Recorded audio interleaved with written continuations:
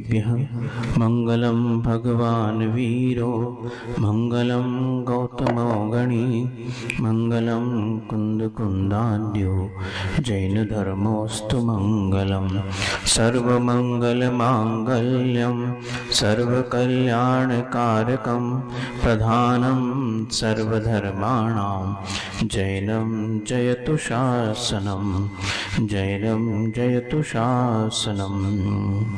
बोलो पंच परम परमेष्टि माँ भगवान की, परम आराध्य आचार्य गुरुवर श्री कुंद कुंद भगवान की, परम आराध्य परम उपकारी संत शिरोमणि आचार्य गुरुवर श्री विद्यासागर जी महामुनि महाराज की, परम पूज्य निर्यापक श्रवण मुनि श्री समय सागर जी महामुनि राज की, पूज्य मुनि श्री प्रसाद सागर जी महाराज की, मुनि संघ की। समय एक शब्द है और उस एक शब्द के अनेक अर्थ होते हैं। समय शब्द का अर्थ आगम भी होता है और समय शब्द का अर्थ आत्मा भी होता है और समय शब्द का एक अर्थ क्या आप पूछते हो कितना टाइम हो गया, तो समय का एक अर्थ काल का द्योतक भी है। तो इस प्रकार इन तीन अर्थों को हम समझते हैं कि इस प्रकार समय अर्थात आगम, उस आगम के माध्यम से समय अर्थात आत्मा को अनुशासित किया जाता है। जब भी आत्मा अनुशासन होगा तो उस आगम समय के माध्यम से समय का अनुशासन अर्थात आगम के माध्यम से आत्मा का अनुशासन होता है। बिना आगम के व्यक्ति आत्मा का अनुशासन नहीं कर सकता। लेकिन एक बात और कान खुलकर सुन लो सागर वालों कि समय अर्थात काल का अनुशासन जिसके पास नहीं है वो तीन काल में आत्मा का अनुशासन नहीं कर सकता, क्योंकि आगम के लिए भी समय का अर्थात काल का अनुशासन होना बहुत आवश्यक है। जब अध्ययन करते हैं आगम का तो उस वक्त काल के भी नियम बताए हैं। अकाल में अध्ययन नहीं करना इसका अर्थ क्या है? अर्थात जो समय का अनुशासन नहीं कर सकता वो आगम को कभी भी अवधारण नहीं कर सकता, और जो आगम का अवधारण नहीं कर सकता वो तीन काल में आत्मा का अनुशासन प्राप्त नहीं कर सकता। हम संसारी प्राणी जब कभी फिल्म देखने जाते हो आप लोग 3 बजे शुरू होना 12 बजे शुरू होना होती तो क्या 12:30 बजे जाते हो? 1 घंटे पहले कितनी भी तेज गर्मी क्यों न हो टिकट की लाइन में लगेंगे और उसके बाद वो टिकट प्राप्त करेंगे और अपने आप को गौरवान्वित महसूस करेंगे कि हमने पहली शो का बिल्कुल पहला टिकट तो नहीं, टाइम तो बहुत लगा, लेकिन पहला शो आज ही शुरू हुई फिल्म और उसका हमने टिकट लिया और हमने वो शो देखा, पहली फिल्म का पहला शो देखा। ये गौरवान्वित महसूस करते क्योंकि आप कह रही है कि महाराज जी बस बंद करो अब। हाँ, क्योंकि इन लोगों में अनुशासन आना कठिन है और आप तो आत्मा अनुशासन में लीन होने वाले हैं, इसलिए ऐसे अनुशासनहीन प्राणी को आप अनुशासन सिखा नहीं सकते। ये लाइट भी कह रही है हमको क्या करें, कर तो हम जल्दी जाएंगे क्योंकि अनुशासन सिखाना बहुत जरूरी है। तो ये बात बता रहे हैं कि हम जब तक समय का अनुशासन नहीं कर सकते, काल का अनुशासन नहीं कर सकते, जब तक इस चीज को हम प्राप्त नहीं कर सकते। जब भगवान महावीर को केवल ज्ञान प्राप्त हुआ,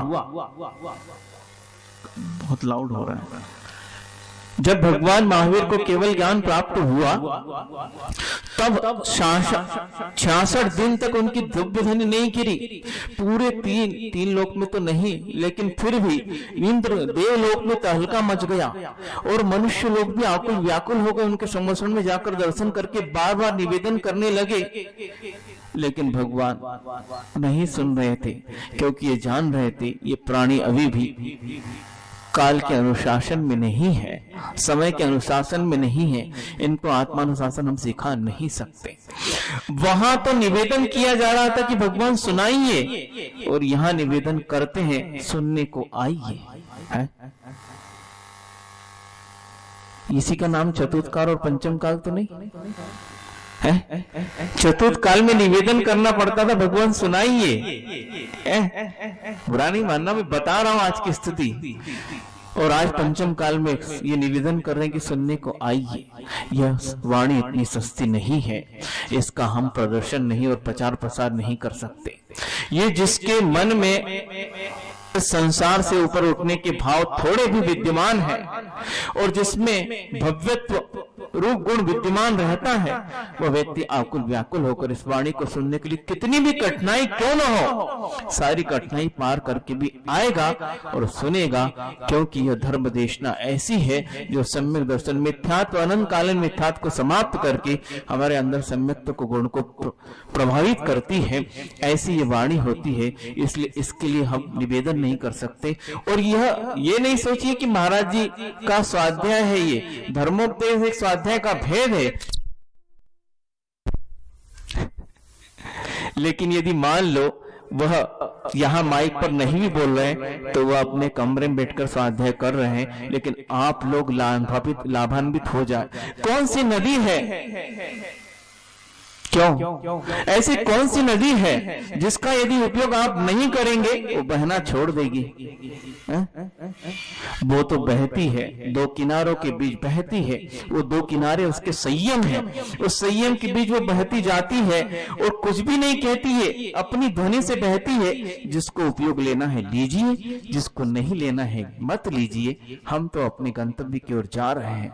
बंधुओं, यदि इस प्रकार यदि नहीं करेंगे, और यात्रा के लिए भी आप टिकट के लिए महीनों पहले बुकिंग कराते हैं ना, क्योंकि उसमें पैसे कम लगते, सुना है, महीनों पहले बुकिंग करा देते हैं। एरोप्लेन के टिकट महीनों 2 नहीं 6-6 महीने पहले के ले लेते हैं।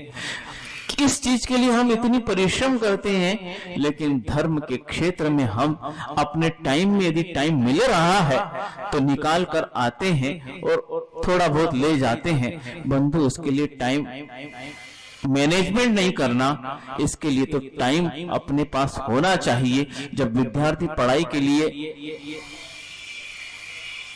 परीक्षा के लिए जब पढ़ाई प्रारंभ करता है तो उसका जीवन अस्त व्यस्त रहता है, वो पुस्तक तो खोल लेता, मन नहीं लगता, इसलिए क्या करता है, वो क्या बनाता है? टीचर साहब नहीं, खर्रा नहीं, पढ़ाई के लिए मैनेजमेंट के लिए क्या बनाता है? टाइम टेबल बनाता है। क्यों? फिर वो संकल्प लेता है इस टेबल के अनुसार चलूंगा, और उसमें वो सारी चीजें रखता है ताकि उसके जीवन में केवल पढ़ाई न रहे, थोड़ा बहुत मनोरंजन भी आ जाए, तो वो उबेगा नहीं, लेकिन वह बनाता है। हम उस बालक से भी गए बेते हैं, अपना टाइम टेबल अभी तक नहीं बना पाए, इसलिए यह बात कहने में आ रही है। और आप 8:30 की बात कर रहे हैं, ये भी अनाउंस जो है ना ठीक नहीं है। 9:15 बजे तक तो खत्म हो जाएगा, तब तक 9:30 बजे चर्या चालू होगी, 15 मिनट शुद्धि को भी तो लगेंगे। इसीलिए कल पूज्य बड़े महाराज जी का दीक्षा दिवस है। आप यदि 8 बजे ये कार्यक्रम शुरू होना चाहिए, ऐसा नहीं 8 बजे आना है, 8 बजे पूजन शुरू हो जाएगी, तब कहीं हम 9:15 बजे तक उस कार्यक्रम को समाप्त कर सकते हो, 9:30 बजे चर्या के लिए उठ सकते हैं।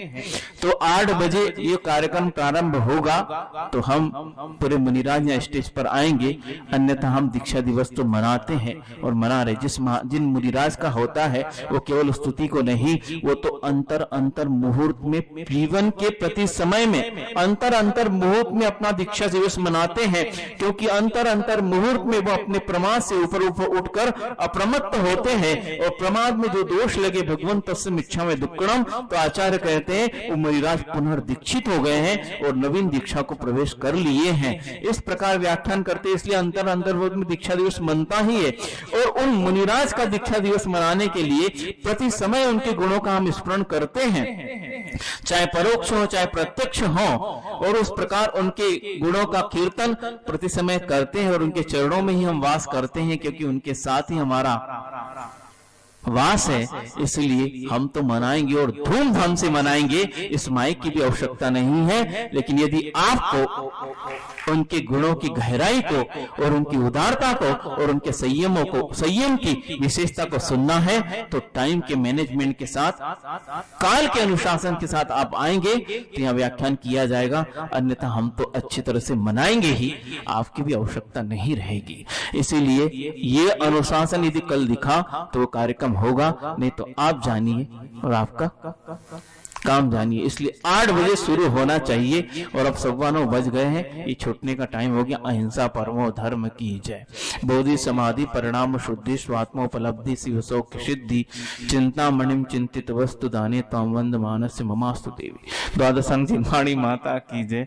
परम पूज्य महर्षि विद्यासागर जी मुनिराज की जय। परम पूज्य मुनि श्री समय सागर जी महाराज की। पूज्य मुनि श्री प्रसाद सागर जी महाराज की जय। मुनि संघ की जय। आप लोग ध्यान